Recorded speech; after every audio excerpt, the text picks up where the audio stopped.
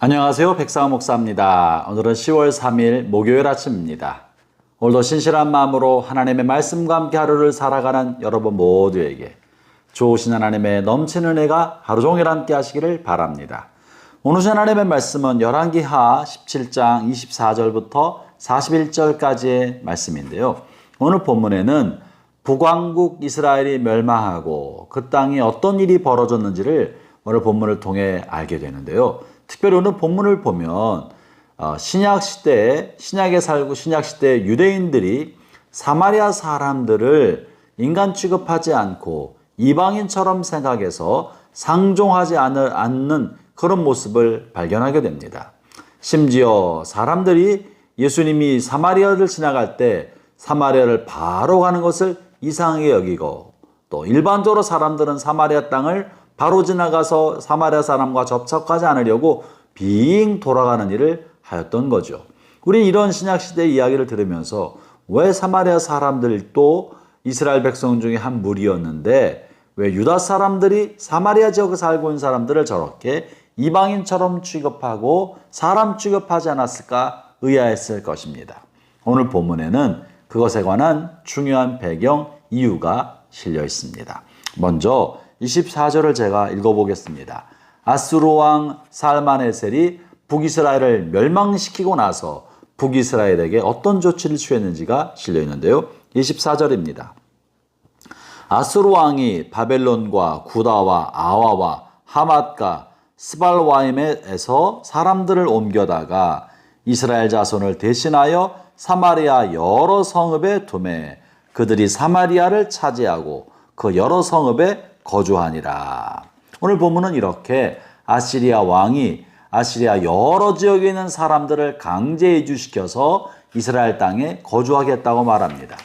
어제 본문에 보면 북이스라엘 사람들을 강제로 아시리아의 여러 나라로 흩어보낸 이야기가 실려 있는데, 오늘 본문에는 그렇게 흩어보내고 나서 비어있는 혹은 사람 소수밖에 남아있지 않은 북이스라엘 땅에 아시리아의 여러 도시의 사람들을 강제 이주시켰다고 말하고 있는 거죠. 다시 말하면 본문의 정책은요, 혼합 민족 정책이었던 것입니다. 아시리아가 북이스라엘을 편입시켜서 다른 군주를 세워 조공을 바치는 속국으로 만드는 정책을 취하지 않고 완전히 하나의 조국으로, 하나의 나라로 혼혈을 시켜서 하나로 만들고자 하였던 것입니다. 그래서 민족이 서로 섞이도록 하여서 민족의 정체성을 잃어버리게 한 것이죠. 그것이 핵심입니다. 이렇게 혼혈이 되고 지방에 흩어져 살면서 민족의 정체성을 완전히 잃어버리게 되어서 북이스라엘 10개의 지파는 역사 속에 소멸의 길을 걷게 된 것입니다. 그래서 우리가 이제는 이스라엘 말할 때는 유대인이다, 유다 사람들만을 언급하게 되지 않았습니까? 그러면 이것은 무엇을 말할까요? 하나님께서 선택하셨던 이스라엘 10개의 지파 중에 12개 지파 중에 10개의 지파가 10개 지파가 소멸되면서 북이스라엘 왕조가 완전히 멸망된 건데요. 이걸 통해 이것이 비극이고 또 한 종족의 종말이지만 이것은 비극과 종말로 끝나는 것이 아니라 놀랍게도 하나님은 이것을 통해 새로운 일을 시작하고 계신다는 사실을 발견합니다.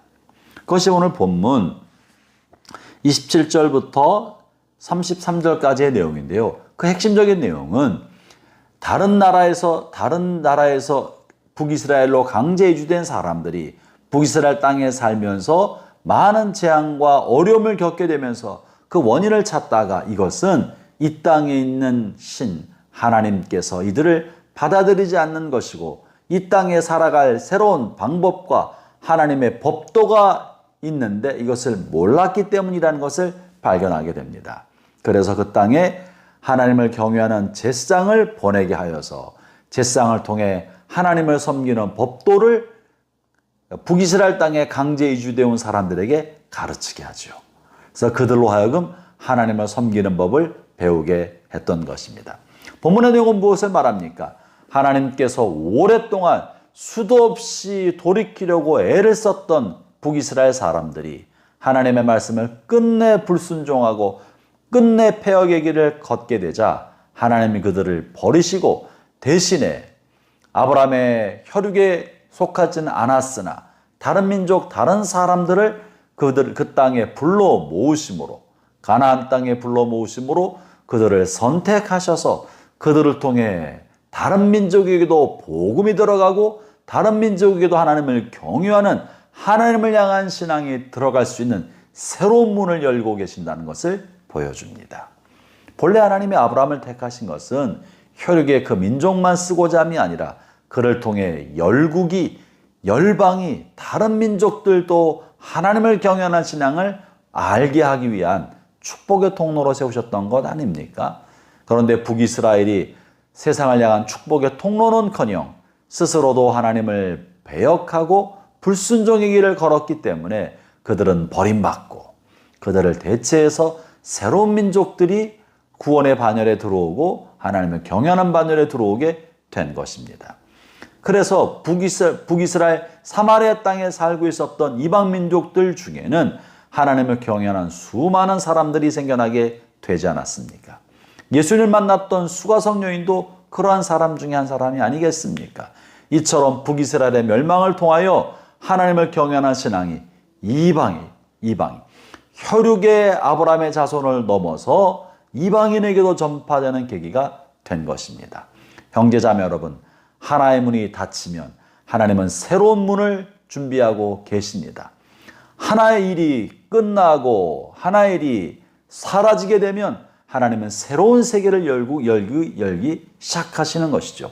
그러므로 소멸되거나 실패하거나 사라진 것에 대한 미련과 아쉬움을 붙들고 있을 것이 아니라 하나님의 역사가 어느 방향으로 흘러가고 있는지, 하나님이 어떤 지평선을 열고 계시는지 하나님의 역사의 진행 방향에 우리의 눈과 관심이 가 있어야 합니다. 하나님이 버린 것에 미련과 집착을 둘 것이 아니라 하나님이 새롭게 열고 계신 새로운 세상에 눈을 돌리는 것이 하나님을 섬기고 살아가는 사람의 마땅한 길입니다. 하나님이 여러분의 인생에도 무언가를 끝내게 하고 마무리하고 실패든지 무언가 손해든지 버리게 하면 과감하게 버리고 미련 두지 말고 정리하십시오. 그러면 하나님이 우리가 생각하지 못했던, 상상하지도 못했던 새로운 문을 열고 계시고 새로운 세상을 열고 계신다는 사실을 보게 될 것입니다. 하나님이 함께 하시는 새로운 문, 새로운 세상에서 새 역사를 일으키는 데 동참하는 축복이 있기를 바랍니다. 하나님 내가 함께 하시기 바랍니다. 기도하겠습니다. 하나님 아버지 감사합니다. 하나님이 불순종한 북이스라엘 10개 지파를 버리시고 이방인들이 포함된 새로운 역사를 펼쳐가신 것을 보게 되었습니다. 오 하나님, 또한 저희로 말미암아 하나님께서 행하신 일들도 하나님이 언제나 새롭게 하시는 역사와 새로운 지평을 우리가 볼 수 있도록 하여 주시고 과거에 미련을 두지 않고 하나님이 하시는 새 역사에 동참하는 믿음의 삶을 살아가게 주옵소서. 예수님 이름으로 기도합니다. 아멘.